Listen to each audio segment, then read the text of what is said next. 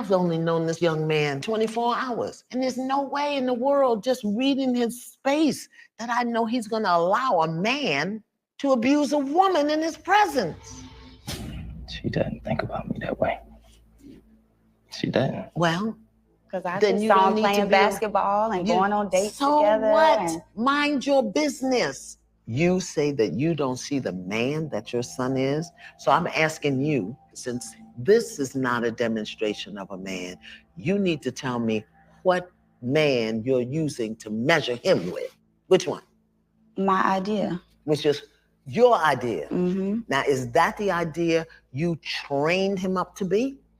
No. Oh, so how in the blazing bejesus are you holding him accountable to a standard that you didn't teach him, his father didn't give him, he don't even know what it is, and yet as his mother, you sit in his face and tell him you don't respect him as a man? Tell me how that works. Help me. Like I said, it was events. It wasn't just. I'm talking about and it's one thing. also how he treats me. Yeah, but He doesn't respect me hello. as a mom, and so- You see, you are a provocative victim. You provoke stuff, and then when you start being held accountable for it, then you start twisting and turning and making the other person wrong. Look at me, Ma. Look at me. Look at me. You just sat here and told your son, who ain't got a needle in his arm, who I'm assuming pays his own rent. He's married to a registered nurse. He's got 3 baby boys. And you just sat here in his face and said, I don't respect him as a man. Mm-hmm. And you don't think to consider what that does to his heart, to his soul, to his spirit. I'm sure that's hurtful. And you okay with that? And it's hurtful for the things that he says. But there you go. You're doing it. You're doing it right now. You're doing it right now. I'm holding you accountable, and you spinning. You spinning your web. You're trying to get away. You're trying to get away. Tell me. Just here's the question. Just answer it. We'll get back to that other stuff later. Tell me. Forgive me. I respect him. He's a wonderful man.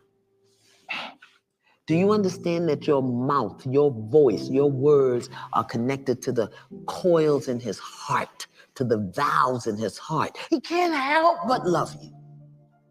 And every time you dishonor that love, you chip a piece of it.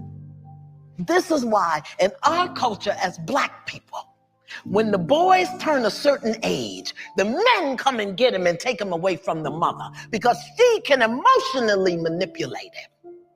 But since we don't live in our culture no more, we say what we want to say, do what we want to say. We tear our men down and then wonder why they don't make good husbands and fathers. Mothers destroy sons.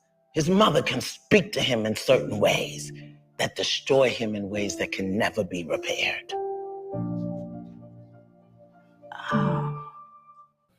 The family relationships of the Black woman must be examined if the Black man desires to know what circumstances and personalities produced her. If her parents and siblings were hell raisers, fighting and arguing all the time, the Black man can be sure it will be a rocky road living with her. The Black woman can only live what she knows, and there is no magic to a wedding ceremony or marriage certificate that will instantaneously correct her ideas about how life should be lived. Her home life and prior relationships with men during her childhood will have great bearing on how she treats her husband. Human behavior is the result of training, repetitive instructions, and familiarity of environment. The Black woman is known to take her family's side against the Black woman.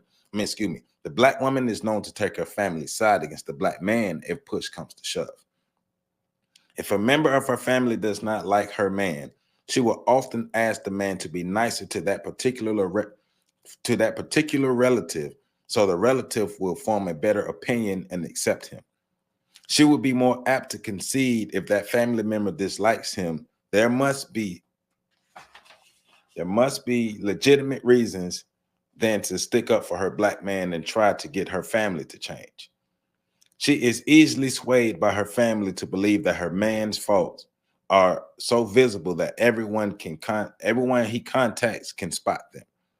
She also has the tendency to not try to force the Black man to live up to the requirements of her family. She will consult them, confide in them, and take their advice. Sometimes she will refrain from making a decision on her own until she checks with her family. Many of them consult her family. Many of them consult their family on every instruction the Black man gives. She is known to take her family's advice on everything from keeping house to bedroom protocol. Sometimes if the Black woman is angry with the Black man, her family will adopt the same attitude and side with her against him without even knowing his side. The Black woman also has a tendency to take sides with her mother against her father. After all, he is still just another man. The Black man is generally thought of as wrong no matter what the topic, especially if he is not doing something the Black woman wants him to do and does not have an acceptable reason for abstaining. Welcome back, welcome back, welcome back. Happy Monday, happy Monday. Welcome back to On the Shoulders of Giants. I am Joseph Ward, continuing my reading of Shahrazad Ali's The Black Man's Guide to Understanding the Black Woman. And this is chapter 7, Family Relationships. And we opened up with the video from a clip of Iyanla Fix My Life. I finally said her name right. Iyanla Fix My Life. And in that particular clip, that episode, you had a young man who has been verbally abused and emotionally abandoned by his mother. His mother has an idea of manhood that she holds her son to, some unrealistic idea of manhood that she holds her son to. And as you can see in the clip, she nor his father nor any other adult figures in his life trained him to be the idea that she has in her head what a man should be. And she is I love the phrase Iyanla used. She said the provocative victim. I'm a provoke all of the madness and be the victim in the end. She has created an environment based off the environments that she's coming from. An apple don't fall too far from the tree unless the tree is on the hill, right? And most times these trees not on hills. So the apple's not falling too far from the tree. As Sister Ali stated in the book, the programming we're given throughout our life, especially as children. But if that same programming is reinforced throughout our life, that's how we see the world until a no programming is accepted. Not even just introduced. A new programming has to be accepted. So if we have a number of Black women who grew up in turmoil, who grew up in combative environments, who grew up where the Black man was the enemy, she's going to have a difficult time finding love and remaining in love, healthy relationships, healthy marriage, productive marriage that produces productive children. Because right now we have these survival units that are producing adults who are not fully equipped to go out in this world and make it. We're not even fully equipped to be able to healthily interact with each other in healthy manners. We don't have that ability like we should because we for the most part come from unhealthy environments, unstable environments, broken family units. That's why we're in survival units, single parent households. I'm a product of a single parent household. My parents divorced when I was 5. So there's myself and I have an older brother. I'm 40, he's 42. I have 2 younger brothers in their early 20s. They actually grew up. My younger brothers are like 19 to 20 years apart from me because I was the youngest for a while. Then Bammy had 2 more, right? So my father, when he had those children, was older, more mature, more established. The wife that he's found, they're still together. So my younger brothers got a chance to grow up in the house with my father as the lead of the house. My oldest brother and I, we grew up in the house with our mother as the lead. They have things that we don't have. And it's just by proxy of growing up with the man in the house. And I have no qualms. I am excited that they have those things that we don't have. I'm sad that we don't have them, but I'm excited that they have those things that we don't have because They saw a man every day, and that matters. I mean, seeing a man in the home every day, but seeing a man and a woman operate in the home in a healthy environment is optimal for the growth of the child, for the maturing and the nourishment of the child. The man and the woman working together. There will be conflict, but conflict doesn't have to be the natural state. Peace should be the natural state. Harmony, love should be the natural state. But the programming that we've received, and especially what the Black woman received, is counterintuitive to peace. It is designed to create chaos in the Black family. That's what the white supremacists want, to remain in power. You can't have the Black family together loving themselves in abundance and mass. Come on. So pick back up page 74. The last paragraph, page 74. The Black woman extends the same privileges to her girlfriends. The relationships with her friends are a vast priority of importance because she can count on them to give her sympathy and understanding about her problems at home. Black women lie for each other when it comes to covering up or supporting a story to the Black man, and they feel no guilt about it. It's another club rule. It is a given among Black women that some things cannot be presented or discussed in front of the Black man. They call this girl talk. The men prefer to call it what it is, gossip. They will stay on the phone for hours discussing and debating other people's problems. They will yak around the clock. But there is another level of conversation that the Black man does not hear and does not know exists. Most of this is classified as more girl talk, but it is more vile, but it is of a more vile nature, and filthy language and references are exclusively reserved for the discussion of Black men. The conversation is protected from the ears of the Black man because Black women know the subject matter will shock and appall him. It is during this conversation that Black women laugh and make fun of the Black man and brag about the successes of their tricks played on him. They laugh at how he talks, walks, dresses, what he does for a living, and how he performs in bed. All Black men get grouped together during these sessions, and they have no special loyalty to any man, whether he's their husband or not. The Black woman is perfected. The Black woman has perfected the art of deception, and she can fool the Black man into thinking she admires something. And then later on with the girls, she may go back and tell them what a fool he is, rather. I've seen this a bit in real life, and I've seen it more through media, through television. The man is the buffoon. The man is the fool. The man is the dunce. He's not that smart. He's just a sack of muscle and testosterone, and just go around grunting and the woman is there. She's the brain. She's the more refined one. She's the more superior one. And during the girl talk, during the girl time, they go in on men, and all men this and all men that and all men this and all men that. And in the previous chapter, as Sister Ali stated, if a woman does try to stand up for the Black man, she is ridiculed. She's looked at as soft, whipped, all these different things.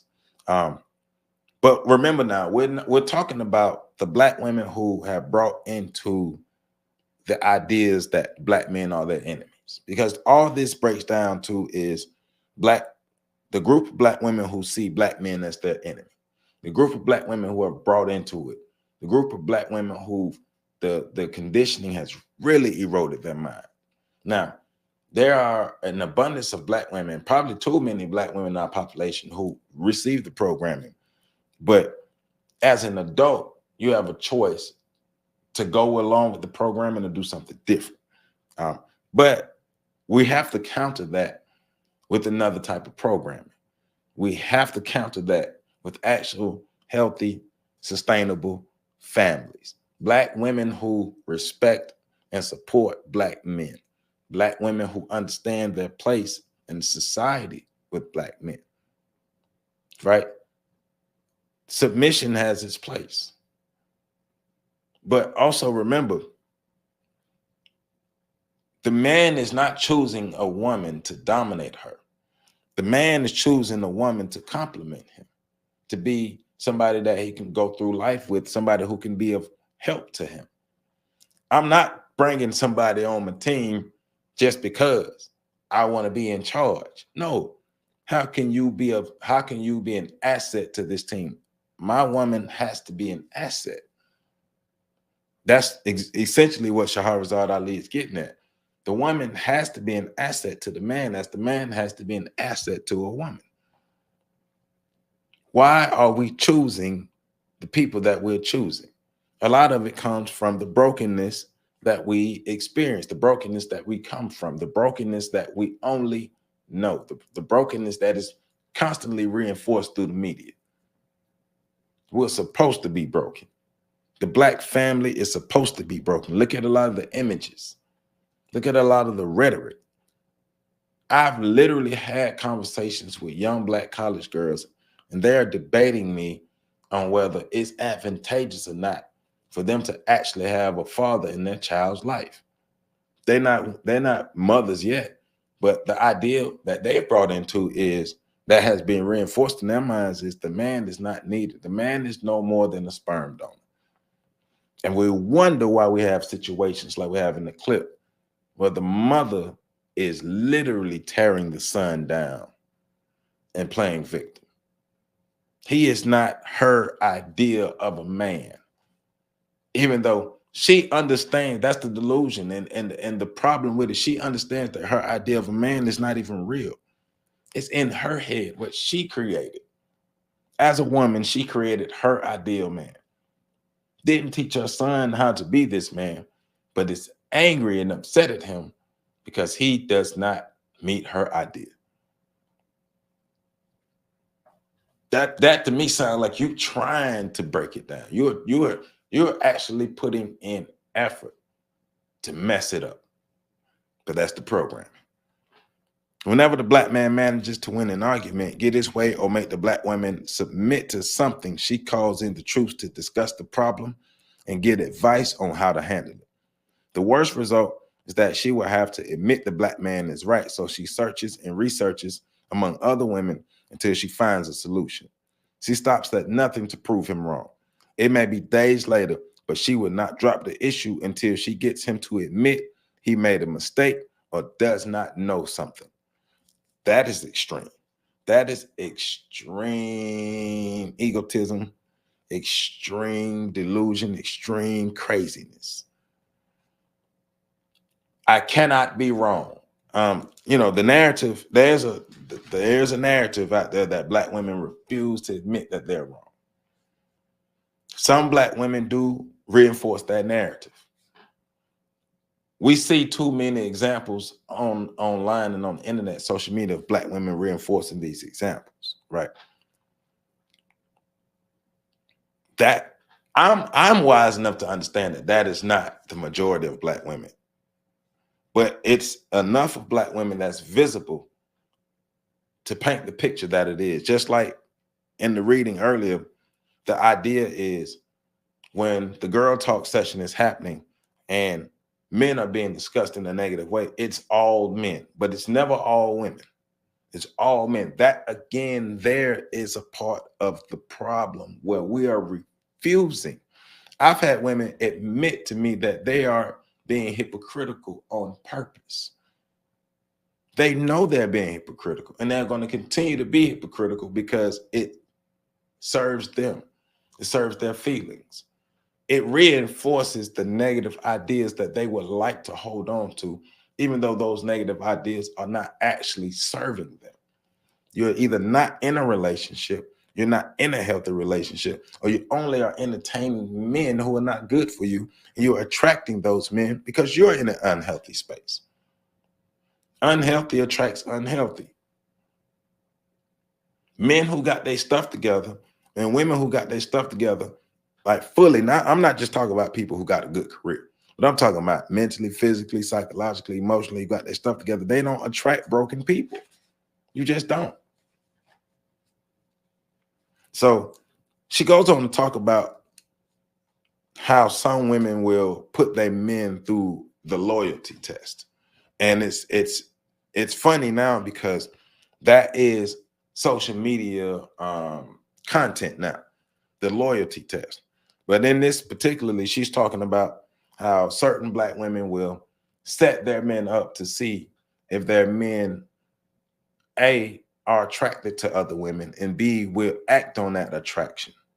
So find a relative or a friend that he does not know and send her after him. And whatever she reports back is the gospel. I saw this example happen, and even though the dynamic I saw it in was no, it was two black, two young black 20-year-olds.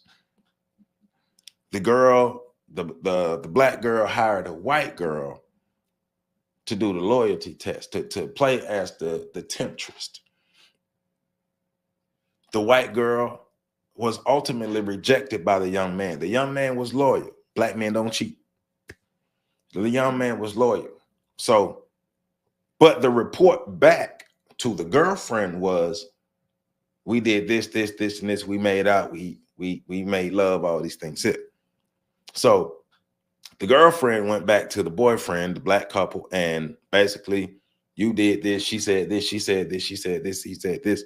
And he's like, I did not do any of those things. She's lying. She's lying. You have to believe me. You have to trust me. So the girl code kicked in.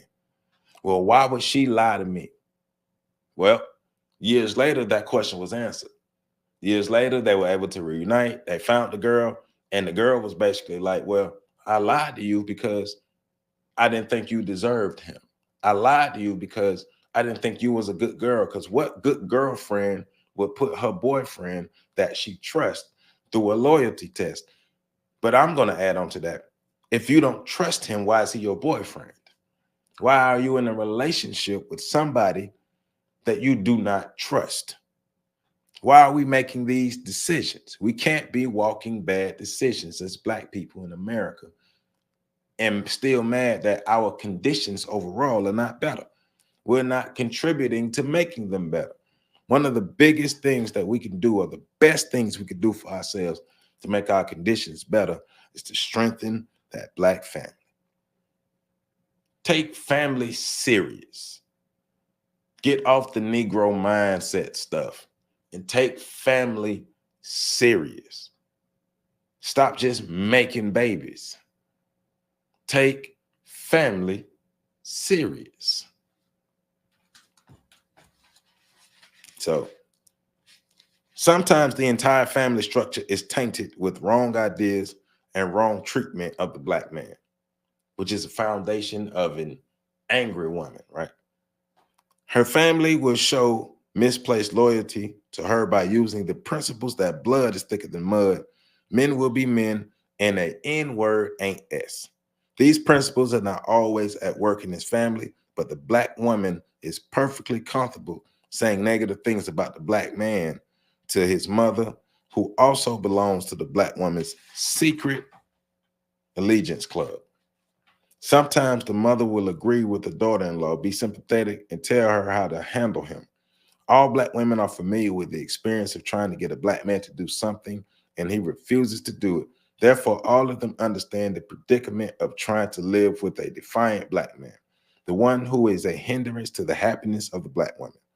While black women believe that they would change if the black man would, they use the excuse that since he won't change, they won't either.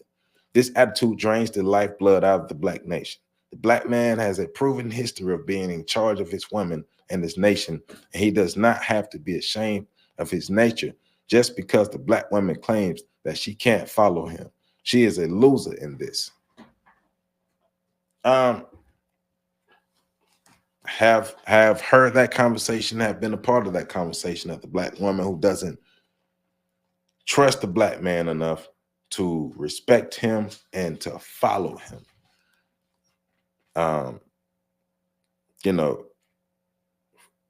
Family is thicker than the family I grew up with. Is thicker than the blood of the family I grew up with is thicker than the blood of the family I created. The black man is always an enemy. The black man does not have the black woman's best overall interest the way other black women do, even though the other black women are reinforcing to her things that are not healthy, things things to her that are not helping her.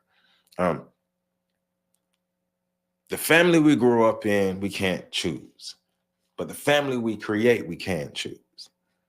And we can always choose how we want to behave, especially if we want a specific outcome. So if we want a long-lasting marriage, we actually have to make that happen. That doesn't just spontaneously happen.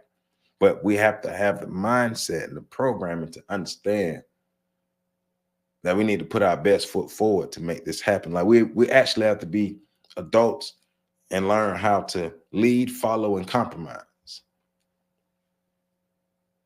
But if you are with somebody and you look at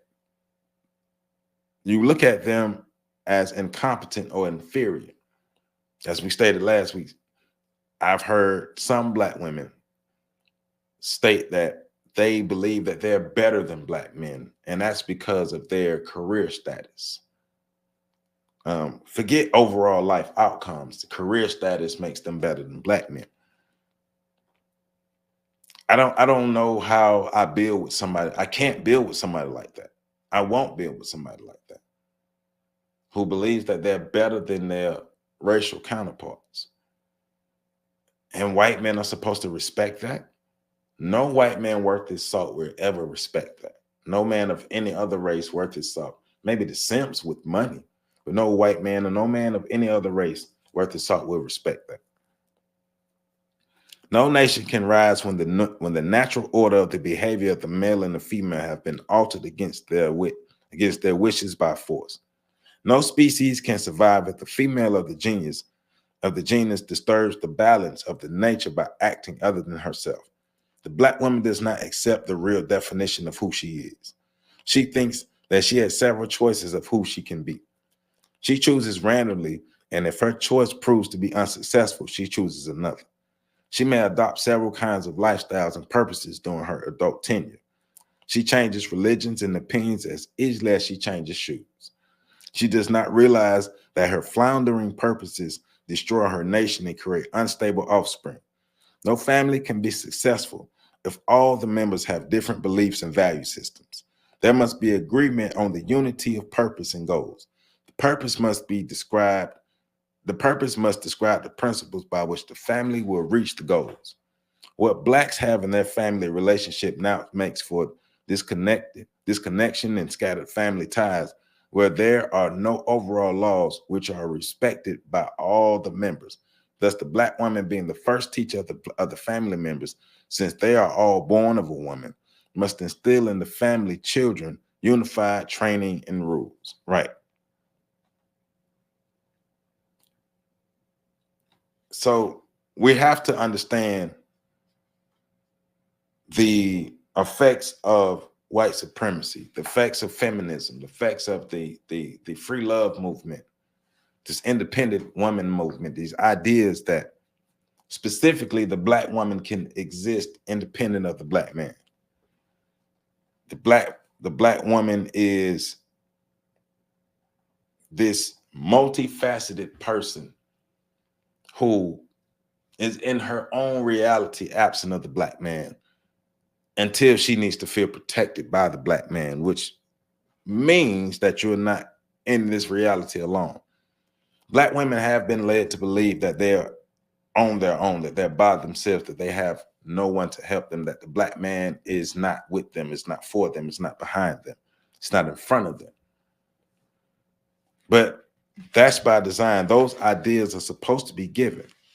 Those ideas are supposed to be passed out. Those ideas given to them by white women, the devious white women who knew what they were doing to help break up the Black family, because it was a long-term process. It was a long-term plan. Give you these ideas now and watch your family slowly fall apart. Watch you slowly start to hate and resent your man.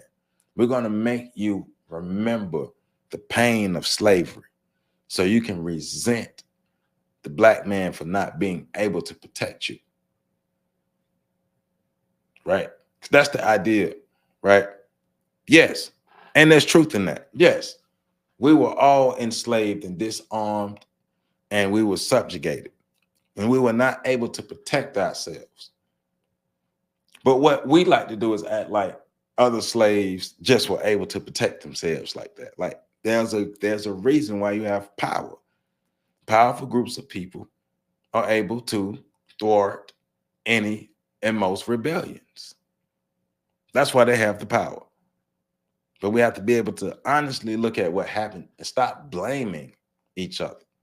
A black man in America is not the blame. White supremacists are. We were all subjugated. We were all broken down. That's what makes you a slave. Now, we have a lot more access to freedom and resources now, but we still refuse. The same people, especially the black women who are angry at the black men, still have refused to take the chains off their minds. As a matter of fact, they're tightening the chains on their minds because they understand that their proximity to white supremacy will give them the power and the freedom that they desire, that they have created, the idea of power and freedom that they believe black women have and black women should celebrate. So there are some black women as a result of emotionally traumatic childhood who do not get along well with parents, especially their mother. They have been known to talk to her very disrespectfully and treat her badly. They are inconsiderate to her wishes and desires and have become so used to talking to her roughly that they do so in front of other people who may be shocked and outraged that a daughter would talk to her own mother in an awful way. Many of these women are frustrated and blame their mothers for being the reason they are so confused and are unsuccessful in their adult relationships. Others treat them badly because they think they are in the way. Others treat them badly because they think that they are in the way and try to butt into their business too much. No matter what the reason, no black woman should treat her mother, the one who brought her into the world, with disrespect. Albeit, there may be just cause for the adult daughter to feel regret or hostilities. It is not right to verbally or physically abuse old people. Many older blacks are financially unable to support themselves, are too ill to live alone, or just desire to be with their grown-up children. When it is possible, the older parents should be allowed to have quarters in the same house, nearby, or even in the attic or basement of the home of their children if they have no place to go. Extended family members should not be rejected as useless because they are growing older, have ailments, or do not want to live alone. And I agree overall that there should be no disrespect for the elders, and we should be able to house our elders in their latter years. But the elders have to understand, especially if you come from the traumatic households with the generational trauma just being passed along, and the unhealthiness in the households, and all of the madness going on. And if you exuded those behaviors to your children, and then they grew up with their issues, they're going to have this resentment, and they will look at you angrily. And see, we have to think about that before we make the babies. The long-term ramifications of our decisions today. So if we decide to make this baby today, 30 years from now, what will be the impact of this decision? What will be the effect of this decision on our personal lives, this child, and society as a whole, especially Black society? How could us making this decision to make this baby today positively or negatively affect the society we live in? Can this child be somebody who makes the society better or contributes to more of the decay of the society? But that will depend on the programming that is in the person. What type of person are you? What did your parents teach you to be? Who did they teach you to be? So all of that goes into Oh well, all of that thought, all of those thoughts should go into making the baby, starting the family. It's more than love.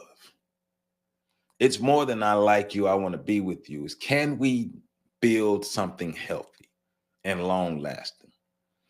Are we both willing to do it? Are we both willing long term, not just have the will now, but 30 years from now, will the will still be there? Will the fire still be there? Are we willing to work to make this fire still burn 30 years from now?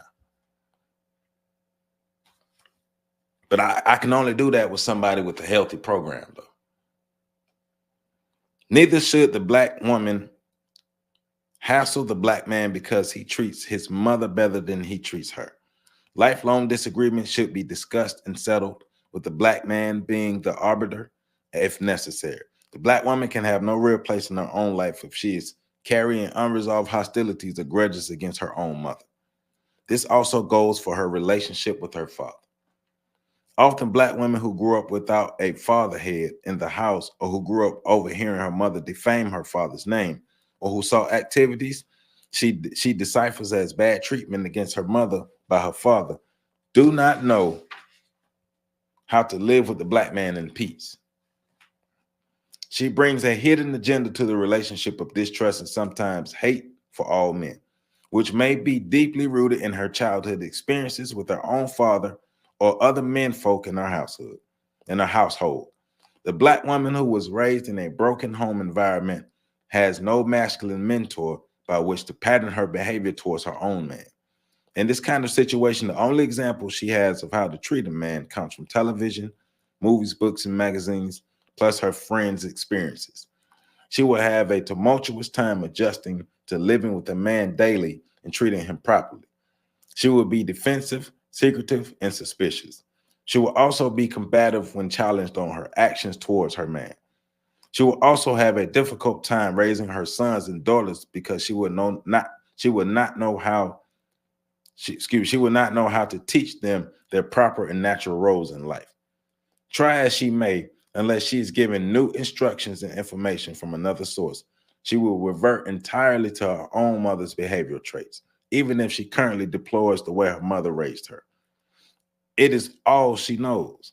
By the time she studies, listens, and learns how to behave to make her relationship successful or to raise children properly, it will be too late. The relationship with the man may be irretrievably damaged, and the children may be grown. In addition to the wasted lifetime spent fighting against her man, she will be sending her own children off into the world ill prepared to get along with their mates.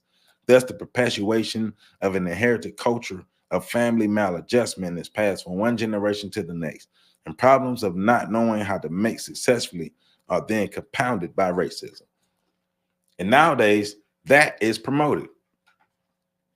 Maladjustment, unproductive households, unharmonious households, broken homes is promoted. It's seen as the norm. What nowadays this and nowadays that. Like people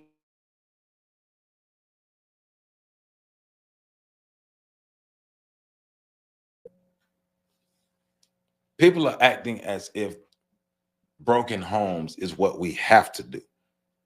Broken homes are the norm because people continue the cycle. You continue to participate in the cycle of broken homes. You continue to perpetuate and continue the cycle of the independent woman. She don't need no man, and he don't need no woman. Broken people produce broken people who continue to produce broken people. The cycle must stop. Somebody must say, hey, I don't want to do this like this no more. And then find other people who don't want to do that, and y'all build something positive. Broken people, like I tell people all the time, especially with this dating stuff. Don't bring your ass in the dating world if you know you still out here messed up. If you know you still have unresolved issues and you out here trying to date, and somebody just supposed to accept that and understand that you ain't got your stuff together. Nope. We're grown. Get out of the dating pool. Stop trying to talk to people. Stop trying to do all that stuff. If you ain't, you know you ain't got your stuff together. Go get fixed. Get your stuff together and then come back. Grow up. It's not my job to fix you. I'm not a therapist. I'm not a mental health specialist. And even if I was, it's not my job to fix you. It's your job to fix you. It's your issues. It's your life experiences. It's what created you. So how are you going to continue to create and evolve? It's on you. So now we're moving on to family secrets, right? Being able to keep secrets away from dad. Because remember, the black man is the enemy. One of the root things in this is the black man is the enemy. The black man is perceived to be the enemy. The black man is taught to be taught, where the idea is taught that the black man is the enemy. And young black girls see their black mothers displaying behavior of the black man being the enemy by treating him as such and keeping him on the outside looking in. If the black man asks the black woman too many questions about her family black background or about what's going on in his home or in her daily life, he is charged with being nosy or trying to get in her business. Black women keep secrets and assume that certain family activities and information are none of his business and do not affect him. If presented, they do. If pestered, they try to convince the black man that his inquiries are connected to his nagging and prying ways. The black man has every right to know what's going on in his own family home. If he does not know the internal workings of his own household, he is at a disadvantage since he has a plethora of responsibilities to his family from a protection and support standpoint. He cannot do this part when important minor or major information is kept from him. Sometimes the only way the black man knows what's going on in his home is to ask his children or wait until somebody on the outside tells him. He is sometimes treated as an intruder in his own home. And he has to also take fault in helping to create that environment by allowing that to happen. Hey, if we can't talk in the relationship before we get married, we can't talk when we married. And we can't get married. We cannot try to build solid things based on lies and bull. The idea of love and God gonna fix everything now. Love and God are energies and tools for you to use to fix your own stuff. You ain't know it come back to you, huh? If you want a relationship to be healthy, we got to make it healthy. Are you a healthy person? You got to be a healthy person to get into a healthy relationship, though. Bet you didn't know that. But remember, the programming has to change. We have to stop embracing and adopting the bull. White people sitting back laughing at us. These Negroes still doing this stuff all these years later. And they're still treating each other like this. Black women enlist their families, children, and girlfriends to keep information away from the black man. Interestingly enough, they all cooperate in the scheme to keep the black man from knowing the real truth about his environment. The end result of a black man living and sleeping in quarters where he is not privy to what's going on is chaos. Usually, the man is aware of certain ideas or activities floating in the atmosphere of his home or her home, but he does not know the origin. All of the involved parties profess denial or remain closed-minded out of loyalty to the woman. The more he presses to find out what's really going on, the more determined she becomes to keep secrets from him. Some are better than others. Some are better at it than others. Lying is a practice literally all black women participate in. Some of the lying goes on for years. It is a foregone conclusion that certain information and topics are purposely adjusted for the ears of the black man. The black woman claims that she keeps secrets from the black man because he does not understand or can't handle it, or that he won't like what's going on and give her a problem about it. She knows that certain kinds of foolishness and nonsense will be unworthy of his support and he will fight against it. Therefore, she thinks the only way she can operate and do other things is to keep him away from it. So she is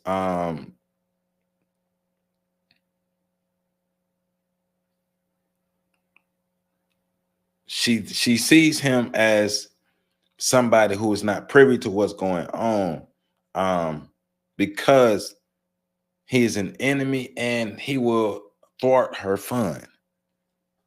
He might say no. He might tell her she can't do it, or he just doesn't understand what's going on. He doesn't need to understand what's going on, or he can't handle it. He doesn't have the intelligence or the emotional capacity to understand what's going on, or he might not want her to do it. And she wants to do what she wants to do. I refuse to operate with any woman or any human being, but in this case for the topic, any woman who has the idea of, I'm going to do what I want to do and there's nothing you can do about it. And I'm going to go as far as to hiding things from you so I can ensure that I can do what I want to do. That's unruly. Can't build with that. We have to admit that we've become our own worst enemies. We've become the biggest enemies. Black people's biggest enemies are black people. Black man's biggest enemy is black women. Black women's biggest enemy is black men right now. And hell, in some points, black women's biggest enemy are other black women. But are we willing and ready to be honest about where we truly are in America? Are we? And we can't cover it up or try to deflect from it by, you saying that, well, you don't like black women. Yeah, I hate black women. I hate black women so much I want to see them be the best that they can be. I hate black women so much that I promote black love. I hate black women so much that I promote black women being the best that they can be. I hate black women so much I want to make sure that black men are the best that they can be for black women. I hate black women so much I want to make sure I wake up every day and be the best version of myself. That's how much I hate black women. But I know where that's coming from. It's coming from the idea of you're trying to make me be better, and I don't want to be better because I get rewarded for being chaotic and disruptive. The white society rewards me. And right now, the rewards from the white society feel better than any reward I can think I can get from my black people. And that's sad. The black man must be firm in this. He cannot practice weakness or be wimpy. He must take charge with as much force as required because it makes no sense to practice nonviolence during war. And there's a war and the worst kind going on between the black man and the black woman over who's going to be the boss and who's going to lead the way. There is a severe penalty awaiting the black woman if she persists in fighting her battle through the children and in the bedroom. The black man must take on this challenge. The black woman's voiceless brain is crying out louder and louder for him to conquer her and fight and destroy the ferocious demons inhabiting her head. These demons are in the form of bad ideas and bad morals. He must remember that she is not as tough as she acts. Remember that. She is mostly a lot of mouth. She can be a number of things as already proven, but she cannot be a man. If the black woman commences a national project to put the black man commences a national project to put the black woman in her order and under his control, he will not be interfered with because the whole world knows that the black woman has been out of control for an inordinate length of time. The black man is the only one on earth who can restore her to herself, a beautiful, righteous woman, wife, and mother. Yes, I do agree that as black men, we have to step up and do better and be better leaders. But I slightly disagree that nobody will get in the way of the black man checking the black woman. I believe the white woman will. I believe the white supremacist white woman will continue to be an ally and be an a barrier in the way between black men and black women, that white woman, that white supremacist white woman will be in the ear of the black woman, reminding her of how independent she could be and reminding her how much of an enemy the black man is. So I do believe that, but I also do believe that the black men, as black men, we got to step our game. We got to be better, choose better, think better, live better, walk better, talk better, be more firm, and stop being afraid to put our foot down and stand up. We're afraid to stand up to black women. We allow black women to talk to us any kind of way and treat us any kind of way. Toxic, unhealthy, unhinged black women too. I'm not talking about the black woman who is a respectable black woman, the black woman who has morals, values, discipline, structure. I'm not talking about that black woman. I'm talking about the unhealthy black woman. I'm talking about the black woman who is the conscious or unconscious supporter of white supremacy. The black woman who wants the single parent family household to be continue to be the norm. The black woman who wants to continue to break down the black man and the black family. Her. Can't build with her. She has no place in black society moving forward. Same way the Pookies and Ray Rays have no place. But the black man has to stand up against her. Black men got to stop being weak. Black men have to stop being so agreeable. Black men have to stop being so damn diplomatic. Stand up and say no. If it's no, no. If you disagree, no. I'm not finna argue with you. We ain't finna do none of this. At the end of the day, you can't make me do nothing you don't want me. I don't want to do. You can talk all the talk you want, but at the end of the day, it ain't happening. And that's what it is. But you also have to be able to be with a woman who understands that we grown and we have no place for this childish behavior. And if you continue the childish behavior, you will be by yourself.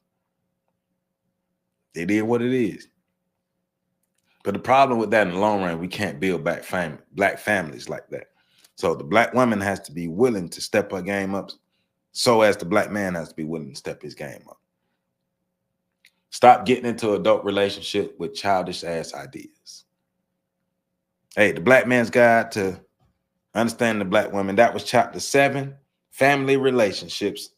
Next video gonna be chapter 8, money, and that's pages 82 to 88.